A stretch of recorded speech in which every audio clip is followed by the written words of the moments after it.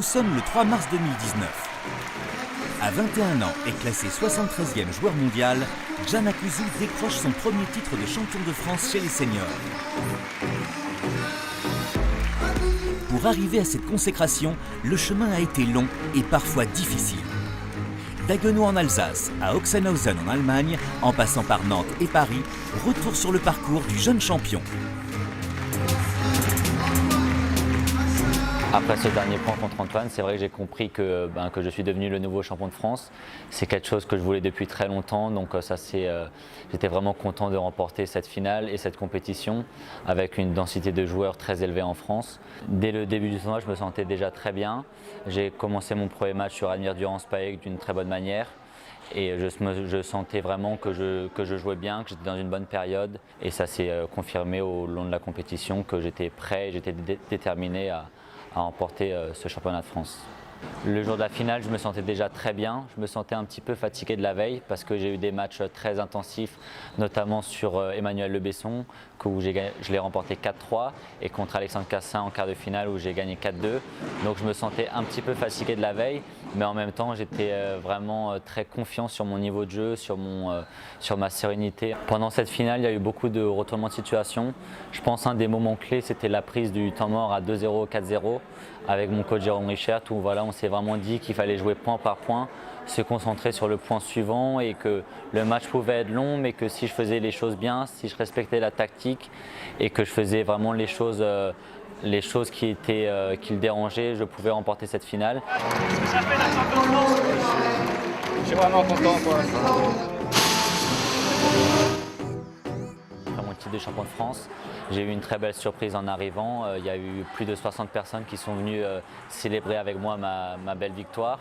J'étais très ému parce qu'il y avait beaucoup de gens de toute ma famille, des gens avec qui j'ai commencé le tennis de table, mes premiers entraîneurs. Et j'étais vraiment très content de partager ce moment-là avec des personnes qui me sont chères. Moi, c'était vraiment une soirée que j'oublierai jamais parce qu'il y avait mes proches, mes amis, ma famille, et c'était juste magique. Il y avait de l'émotion, il y avait du bonheur, tout le monde était heureux, tout le monde était fier. Et c'est pour ça que ça reste une des plus belles soirées de ma vie.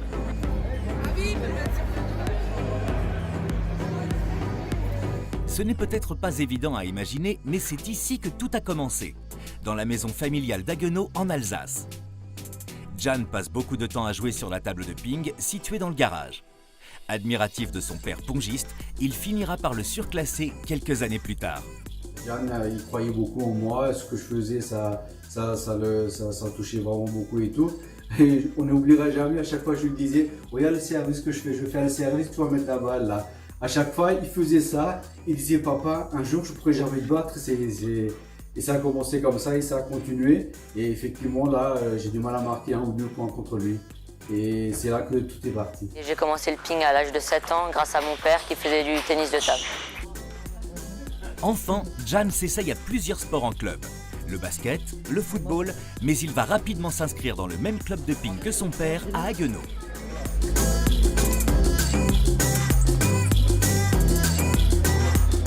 Il est venu en fait la première fois pour accompagner son père qui était joueur de notre équipe 1 à l'époque.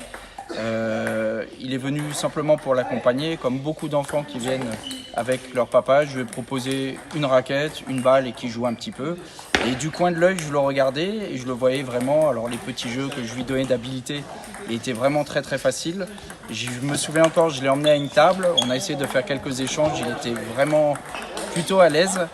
Et donc du coup, je lui ai demandé si ça l'intéressait d'essayer le tennis de table, un petit peu comme son papa.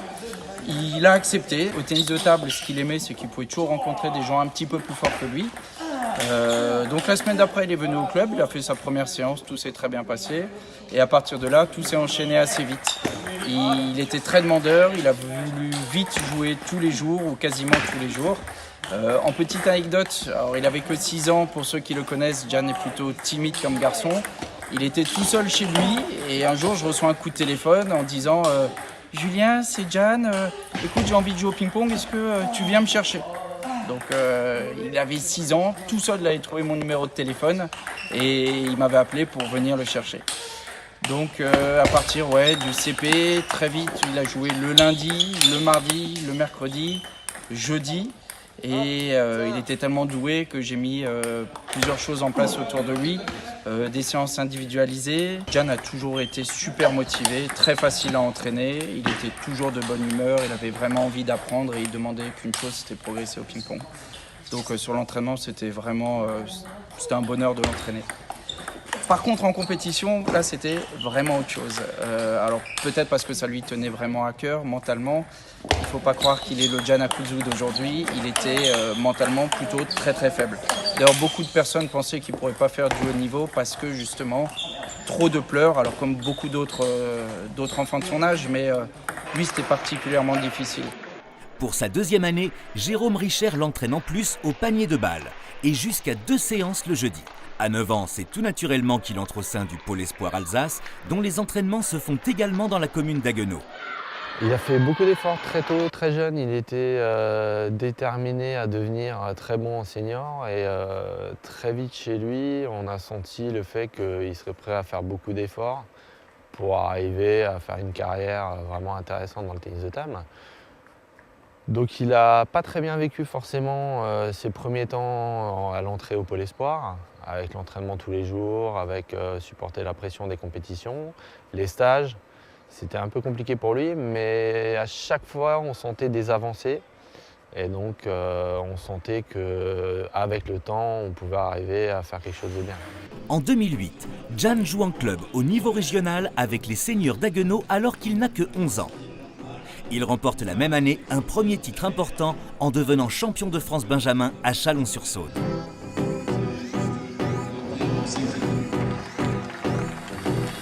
Le jeune pongiste commence à se faire un nom. Nous sommes en 2009 en Alsace avec 2 invités de marque, Jürgen Persson et Jan Ove Waldner, le meilleur pongiste de tous les temps.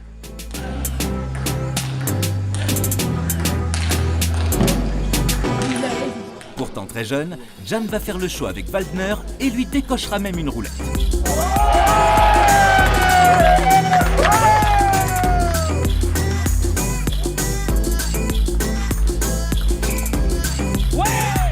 Le club d'Haguenau progresse en même temps que son jeune prodige et monte en National 3.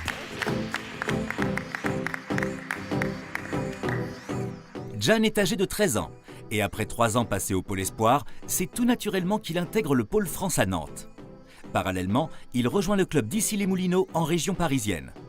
Il commence à collectionner les titres dans les catégories de jeunes, avec notamment un titre de champion de France cadet en simple et en double en 2012. La même année, il est vainqueur du top 10 européen dans cette catégorie.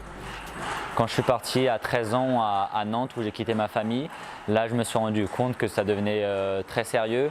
Donc en quittant sa famille, je me suis dit que va falloir faire des sacrifices. Mais pour moi, voilà, je le faisais vraiment pour la passion du tennis de table.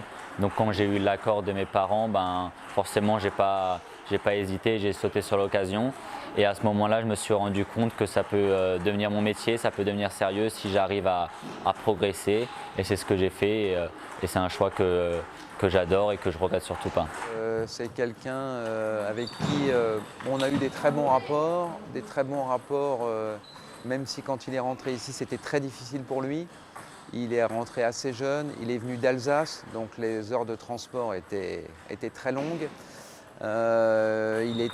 C'était un joueur qui sentait bien la balle, qui avait beaucoup de jeu, mais qui était un petit peu léger physiquement. Donc il a vraiment en fait découvert l'entraînement ici. C'est vrai qu'on lui a mené la vie très dure. J'ai beaucoup d'anecdotes à son sujet. C'est peut-être un des joueurs du Pôle France où on a presque le plus d'anecdotes. Et en fait, à chaque fois, il a su repartir, il a su encaisser les coups. Et par rapport à ça, c'est un joueur qui m'a marqué par rapport à ça.